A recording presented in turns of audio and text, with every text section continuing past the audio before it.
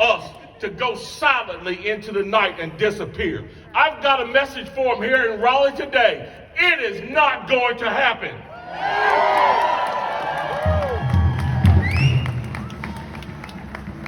As someone who has every strike against me, and every time I hear one of these leftist people speak, I can see it in their eyes. Had they had their way about it, me, a poor black child, number 9 of 10, born into an extremely impoverished family, I would have been on the abortion table had it been up to them. The things that I saw coming along when I was a young man, they would have thought, oh, those are too big for you to bear. You shouldn't have to suffer that way. There's no reason to bring another child onto this earth that can't be fed properly, that can't be cared for properly. You're going to fail. You're going to be a drug addict. You're going to be in jail. You're going to be a criminal. You're going to live in misery. Here it is. This is the United States of America. And in the United States of America, it does not matter where you begin. It's about where you stand. It's about the God-given rights that you are endowed with. And because we are endowed with those rights, because I was endowed with those rights, I have raised to the level that I have raised. And I didn't do it on my own, folks. I'm not standing here as Lieutenant Governor because Mark Robinson is that good. I'm standing here as Lieutenant Governor today because God is that good. See, I get a lot of pushback a lot of times from folks that tell me, you need to ease up on the whole religious thing. Everybody doesn't believe in God, and, everybody doesn't want to hear about your faith. That's too bad. That's a sad story you just told me. You don't want to hear about my faith? That means you don't want to hear about me. Because my faith is why I'm here. My faith is why we're all here. My faith is why we're free. Here it is. There's no greater mission on earth than standing up for the most defenseless among us. Now, we saw last summer people traveling all throughout states, all over, cities all over, being burned to the ground. We saw police officers blinded, murdered, assaulted, businesses burned to the ground, private and public property destroyed, and it was all done in the name standing up for somebody's rights, standing up for people's rights. Yet and still, those same people that will tell you they had the right to commit those egregious acts of violence and destruction will also stand to say that they have the right to kill someone in the womb. It's amazing to me how those on the left give these nice flowery names to the most egregious acts. A woman's right to choose is what they call it. Here's a woman's right to choose. Here's that so-called women's health care, to take a defenseless human being, blameless on this earth, innocent blood, scramble that baby's brains and discard that child, that human being, like trash. That is what they call a woman's right to choose. Here's what the right to choose really entails. What the right to choose really entails is deciding whether or not you will be chaste with your body and wise with your decisions, knowing when it is time and when it is not time to lay down and make a child.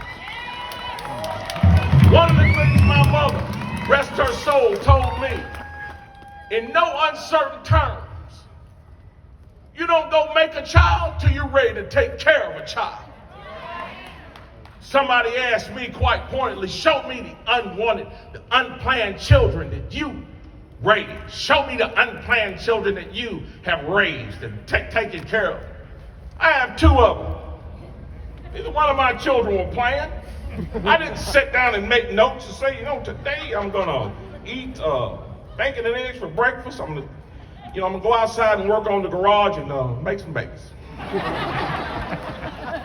That is not how it worked.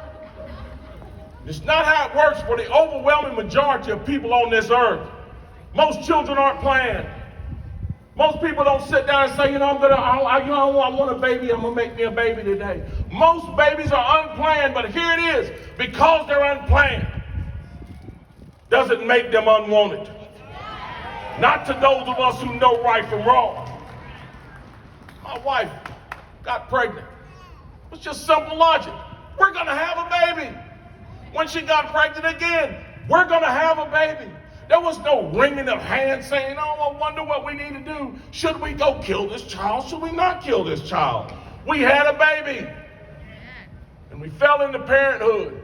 We made some mistakes, of course we did.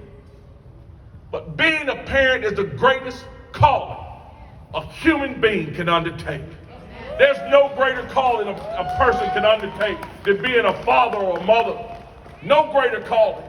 Certainly, I am honored to be the Lieutenant Governor of North Carolina. And I love it when people say, Governor, I love that. That's great. It gives me great hope, and I'm very honored that people would think enough of me to leave their homes, go to the ballot box and vote for me. But here it is. You want to know what really gets my heart going? What really encourages me? When I hear my son call me Pops. When I hear my daughter call me Daddy. When I hear my grandson call me Pawpaw. That's what makes me feel like I have accomplished something on this earth. And so today we stand here for the cause of these children. You see, we stand in the United States of America. And all too often we forget what the very first tenet of our founding documents is: the right to life. We hold these truths to be self-evident. All men are created equal, that they are endowed by their Creator with certain inalienable rights. Among them are life, liberty, and the pursuit of happiness. And in this nation where they will send you to jail for destroying the egg of a bald eagle, or convict you for killing a manatee in Florida, we allow the murder of the most innocent human beings on earth, and we do it with impunity. I have a message to everyone out there today. You could believe me, you could not believe me. It does not matter. You do not own this earth. It is God Almighty who holds this earth in his hands. And it is God Almighty that we will answer to. And if we do not purge abortion from our shores for the cause of life, the same way we purge slavery for the cause of liberty, this nation will not continue to stand. Because how we treat the least of us will determine what happens to the most of us. And so I say to you again, they want us to quit. They want us to be silent. I will not. I won't. I will continue to raise my voice.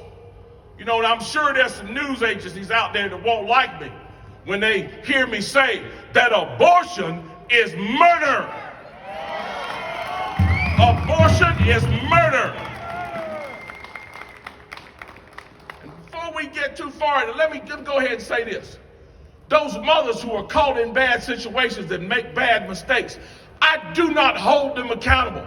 I cannot hold them accountable. I don't have that ability. That is above my pay grade. That is between them and their Creator. But I'm going to tell you who I hold accountable. Those people who are marching in the streets, calling wrong right, promoting the ideal that it's okay to kill your children in the womb. Those so-called medical professionals who I call the butchers of humanity, those are the people I hold responsible. And whether they like it or not, God Almighty is watching them too.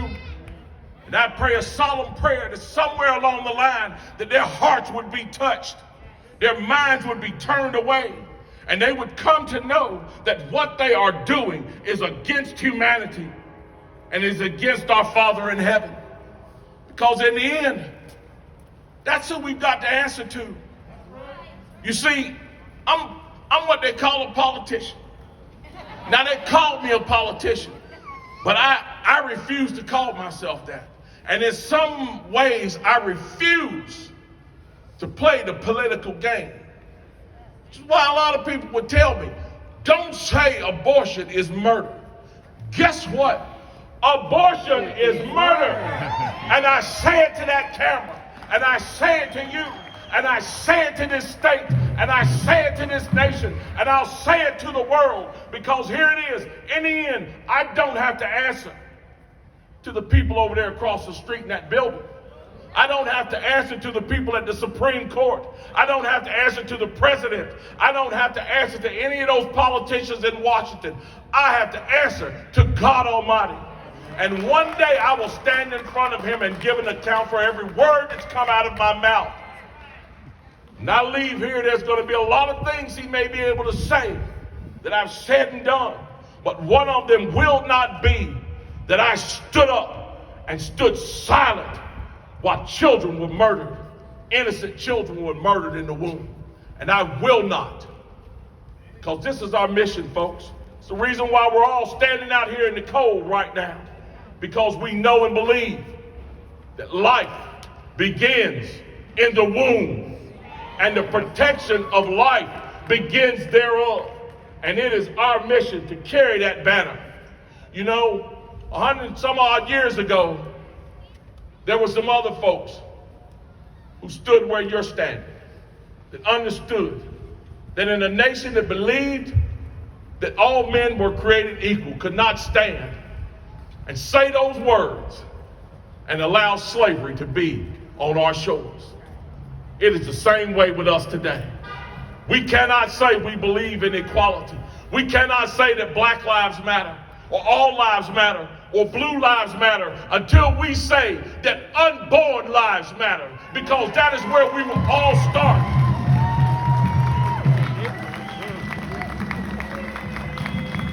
Currently, last time I checked, it's still illegal to take a black life, a white life, a blue life, or any other life. But it's still legal to take an unborn life. Until we solve that equation and purge that terrible practice from our shores, this nation will not be the nation it is supposed to be. And so I am encouraging each and every one of you again today. Do not be silent. Do not quit. It's what they want. It's what they expect. They expect that they browbeat us enough. They call us enough names. They kick us in the teeth enough times. They have enough riots.